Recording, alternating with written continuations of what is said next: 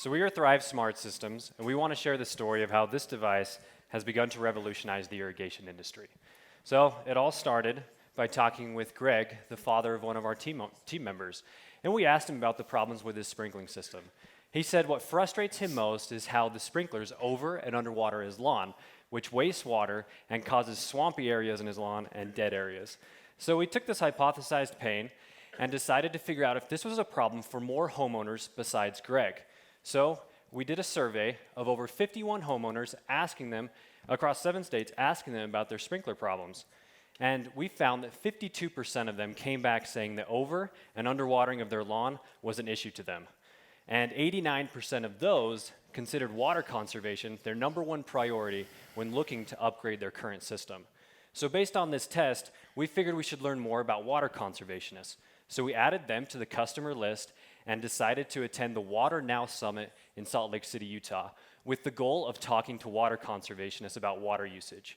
Now, we spoke with over 60 municipality officials from all over the United States, and every single one of them confirmed that any solution in the irrigation industry that would conserve water would have huge market potential. So we felt we had validated this problem and started our hypothesized solution, which was to make a sprinkling system that would use moisture detectors and weather integration to only turn the sprinklers on when the lawn indicated that it was dry, thus saving the customer water. But we knew that to validate this proposed solution, we needed to talk to people who use irrigation products on a daily basis. So we took it to irrigation retailers and landscapers and told them about this solution. And every single one of them said that they didn't like this. They said products like this already exist and no one is really buying them. And we also learned that landscapers install over 75% of irrigation systems.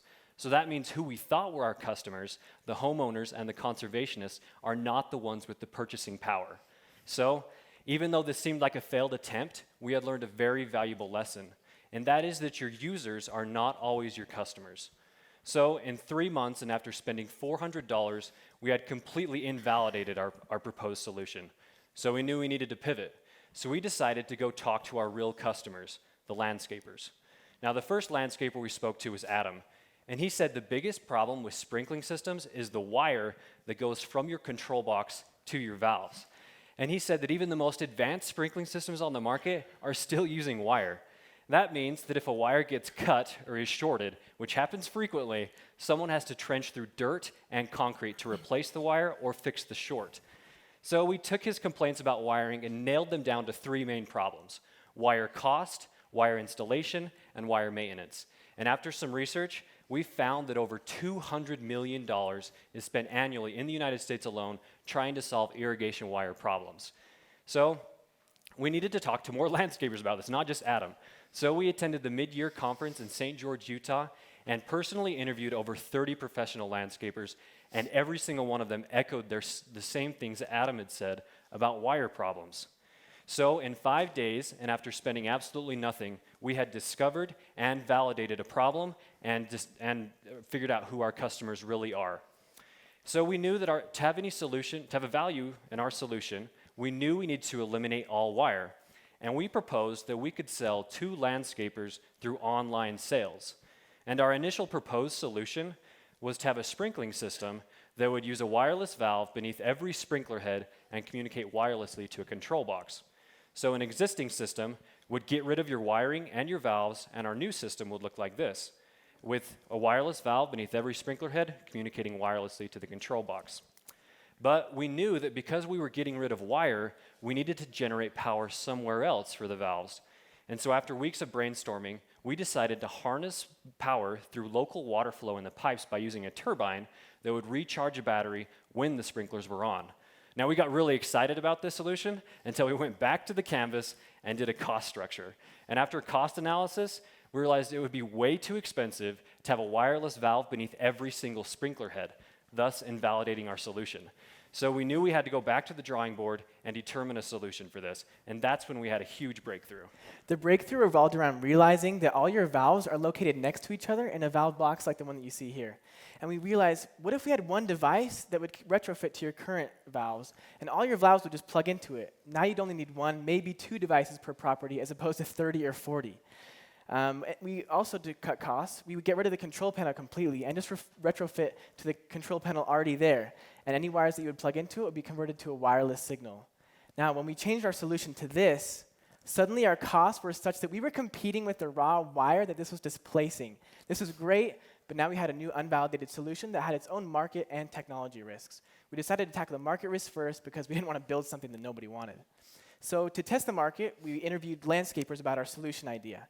And this is where things got exciting. After interviewing 42 landscapers, we knew we'd struck gold. 91% said they would use our product. We created a demand curve with their willingness to pay data, creating a revenue maximizing price of $143 per wireless valve switch, which was great because it only cost us $20 to make. However, we wanted to validate that our revenue streams at these pricing points was actually accurate. We wanted to know, would landscapers really put their money where their mouths were as far as these pricing points? And so we decided to do another test and see if landscapers would sign letters of intent to purchase the product once it was ready. And they did. $51,000 in just 1 week of pre-orders. Now, this was great, and we were so excited that we had validated our revenue streams. Next, we had to validate the tech assumptions. Our riskiest tech assumptions revolved around power generation, water, pressure loss, thank you, and the distance of the wireless signal.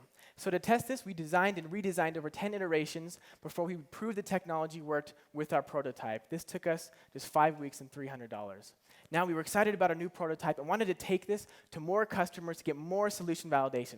And the Irrigation Trade Show in Long Beach, California was coming up. And this would be a perfect place to test our product. But before that, we wanted to test a few more of our assumptions, starting with our channels. We'd assume we could go directly to landscapers. Now, to test this, we would sit down with professionals in irrigation retail distribution and ask them what they thought about our model. So we went to a cocktail party with Virtual Rain, one of the largest marketing groups in the irrigation sector, and they said we needed to sell through standard irrigation retailers. Now, we took this and did some of our own validation research, talking to 21 different landscaping companies to understand their buying habits. And turns out they were all buying from the same irrigation retailers that Virtual Rain had told us about. To get big, we needed to sell where they were already going. So we had invalidated our previous channel, but validated the correct channel along the way. The last thing we needed before the trade show was IP. Now, we had assumed that our unfair advantage would be a patent that would protect our technology. To validate this, we ran a test of talking to a patent attorney in the area, and he validated this was indeed patentable. And after 6 weeks of working with him, we had a provisional patent as of November 2018. So we had validated our unfair advantage as well.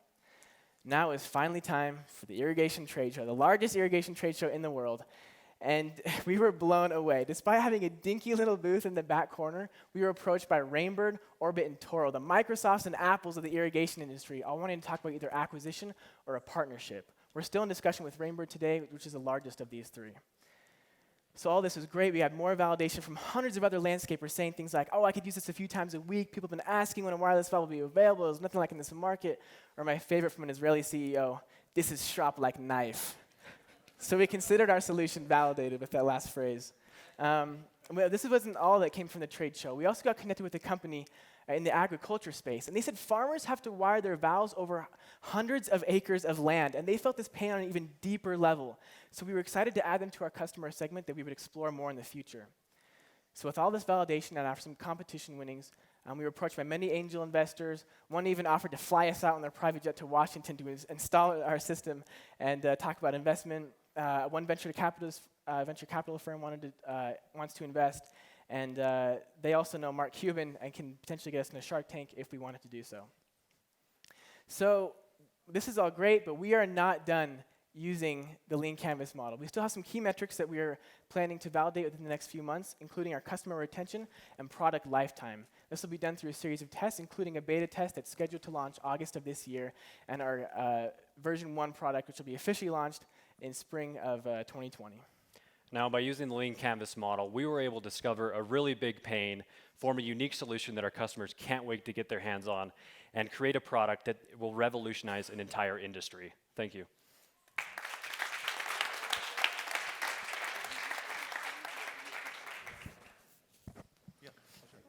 I'll start things off. So I wanted to go back to the problem. Why is broken wires a problem for a landscaper? Don't they get pay to come back and fix it? Yeah, that's a good question. I think a lot of it has to do with the fact that they want to provide value to their customers, and especially the ones when they start adopting it, and once wireless technology begins to become an industry standard. And it's a very competitive environment in the landscaping industry. And so if their neighbors are offering wireless, sprinkler systems, they're going to be wanting to offer that as well. And a lot of it is they also have many of them have kind of warranties within a certain time frame. And so if they have something that won't have to worry about wire maintenance, then this is something that I would add value to their business as well. Yeah, I can see the raw wire cost and installation being a pain, but I was just, one of them was the pain of fixing. But if they're going to get paid, that's actually a good thing. It's like a dentist doesn't want people not to have cavities. Yeah, that's a good point. They don't want their cavities to fall out, though. So I'm curious about the two companies that are in the space that aren't talking to you anymore. So I'm kind of curious, can you share like what happened in those conversations? Right, that's mostly because we pursued Rainbird more because they're the largest brand. And in the landscaping industry, they always want reliability. That's like the number one thing that always comes up when we talk to landscapers. And Rainbird is known for being reliable with their technology, which is why we pursued them the most. Yeah, I mean, if you actually are interested in selling, though, what you want to do is create a market for your business. And the way you create a market is by having more than one suitor, not just one suitor. Yeah, and I guess on that, sorry, to also clarify, we are still talking with Orbit as well. They have a manufacturing facility here in Salt Lake, and so we're in discussion with them still about manufacturing, and Rainbird's more of the distribution side of discussions. Can you explain a little bit about, you ended with the retention tests and with the beta, and I'm just curious, how does that prove out retention? How does that, what was that? So what specifically about the beta would prove retention? Oh, right. in Yeah, your mind? exactly. Yeah, that's a great question. So yeah, again, we're planning on launching a beta test of over 100 units with different landscapers, and we're going to give them the option to buy more after they've played around with it and seen that it's working. So it's a very simple test of just having them buy one and then seeing if they'll buy again. So I'm interested in what evidence you used to change your channel, because you went from direct, where you control the customer relationship and can learn from the customer and get new information, and then said, ooh, over here there's a potentially bigger channel. Let's go work with these people, where the customer is farther away and I lose a lot of that evidence. What drove that decision in the absence of, well, anything out there for real yet? Yeah, that's a great question. So one stat that we didn't add in there was that after asking them if they bought any supplies online, there was like 1 out of 21 who had bought online. And so we knew that there would be a behavioral shift already with switching to wireless irrigation, and the landscaping industry is very slow moving. And so to mitigate the behavioral changes, Can I we stop wanna you? go where they're Why already do you going. know that? Like, well, you just said something that you said definitively. Like, we know that people aren't going to do this, right? It's a big change. They only got one person, right? But like, one person is one person, right? So why did you suddenly say, well, I'm not going to do that anymore. I'm going to go do something different?